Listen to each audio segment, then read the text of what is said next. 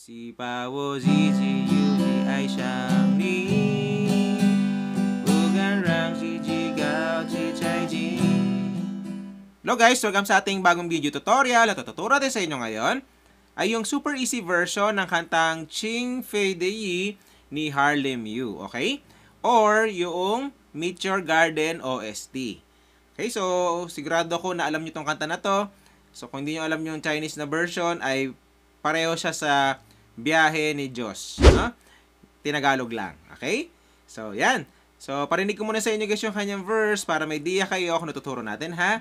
So, dito yung banda sa may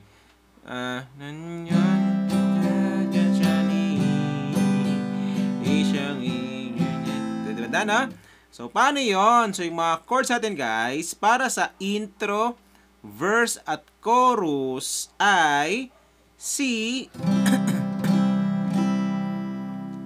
second string, third string, fourth string, fifth string ito.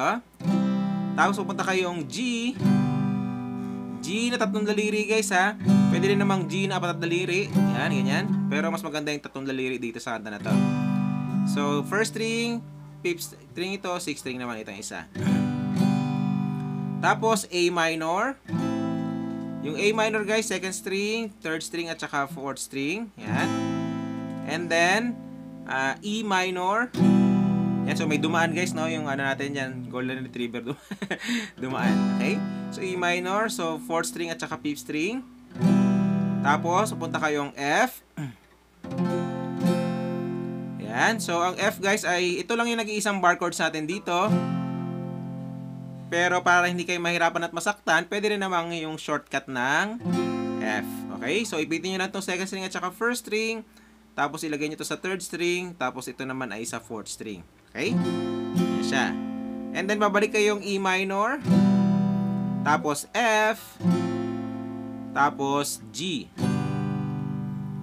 Okay, so 2 times yung gagawin yan guys sa mga verse. Tapos 2 times yung rin siyang gagawin para sa intro.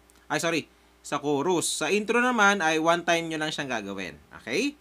So medyo mahaba siya guys, no? Pero alam kong makukuha niya kagad.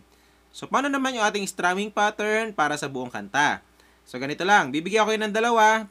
Pili na lang kayo kung anong gusto nyo. Yung una, halimbawa, nakasi kayo, kada chords ay down, down, up, up, down, up.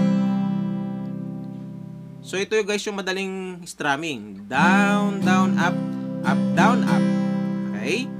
Tapos, lipat kayo ng chords. Down, down, up, down, up. Okay? So, ganun siya. Or, yung pangalawang strumming pattern natin ay ganito. Meron siyang slap, no? Yung pag-slap guys, ito yung gamitin nyo ha. Yung itong hinlalaki ninyo dito sa kanan. Ayan. So, ganito lang. Down, up, slap. And then, up, down, up, slap. Tapos, meron pang up sa dulo. Okay? So, parang ganito siya. Okay? So, ganun siya. Pag pinakinggan nyo yung original, ay ganyan yung kanyang pag-strum, no? So, ulitin natin. Dahan-dahan lang. Down, up. Tapos, slap. Tapos, up, down, up. Slap. And then, meron pang up sa dulo. Okay? So, parang ganito. Down, up, slap. Up, down, up, slap, up. Tapos, lipat na kayo ng chords.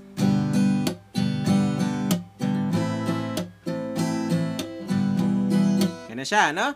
So, yan. Pero kung hindi nyo siya kaya, guys, pwede naman yung unang strumming pattern o di kaya gawin nyo yung pangalawang strumming pattern pero dahan-dahan lang muna yung pag-strum nyo para mas makuha nyo. Okay? So, yan. So, para mas makuha nyo guys, samahan natin siya ng kanta. So, hindi ko masyadong alam yung Chinese version niya. Masasamahan natin siya ng Tagalog, no? Okay? So, dito tayo sa yung gagamitin pala natin ay yung unang strumming pattern, no?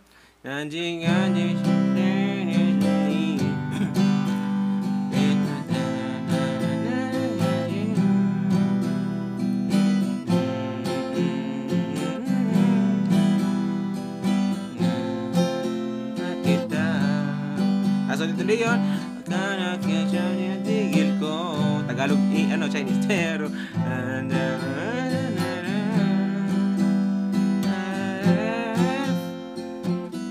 minor, F, G, tapos G. Okay? Sa pinakadulo pala ng verse guys ay meron pa siyang, di ba, pagtapos niya ng strum, tapos isang strum down pa na G sa dulo. Okay? So, yan. So, ganun nakadali guys yung mga intro, verse, at saka yung chorus. Okay? So, yung chorus, ganun din naman yung she, fa, she, sha, ni, ugana, ganun lang siya. Parehong-pareho lang siya ng mga verse. Okay? So, after nun, halimbawa, ginawa nyo na yung una, intro, ganyan yung mga chords niya. Tapos, gagawin nyo, diba, yung verse, ganyan din yung mga chords niya. Tapos, chorus 1, ganyan din yung mga chords niya. Pagkatapos ng chorus, guys, ay meron siyang instrumental. So, yung instrumental, parehong-pareho lang din siya ng mga chorus at saka ng verse. Okay? So, wala na tayong problema doon. Pagkatapos ng instrumental ay bridge siya. No? Yung bridge, guys, hindi ko siya alam yung tono niya sa original niya na kanta, pero sa Tagalog ay doon yun siya banda sa may sorry. Yeah. Sa ito'y laro lamang, away-away so doon yung banda, no? So paano yun? So yung mga chords natin guys para sa bridge ay A minor tapos E minor and then F, tapos C, tapos A minor, and then E minor, tapos F, G, tapos yung pinakadulo niya guys ay magiging A7. Okay? A7. Okay? Yung A7 guys para siyang A pero wala na siya yung sa gitna, no? Ayan. So, second string at saka ito, fourth string. Okay? So, ganyan. So, naging A7 na siya, guys.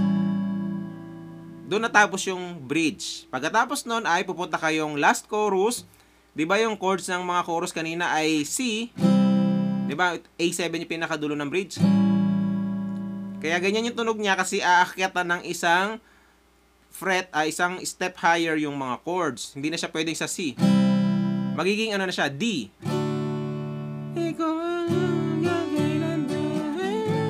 Tataas na doon. So, ang mga chords na natin, guys, sa last chorus ay ganito na yung mga chords niya. So, D, tapos A, B minor. So, by the way, ang shortcut ng B minor ay ganito. Yan. First string, second string, at saka third string. Tapos, F sharp minor. Ang shortcut niyan ay ganito. Simula third string hanggang first string. Tapos, ito naman ay fourth string. Tapos, G. Tapos, F sharp minor. Ganyan ito shortcut.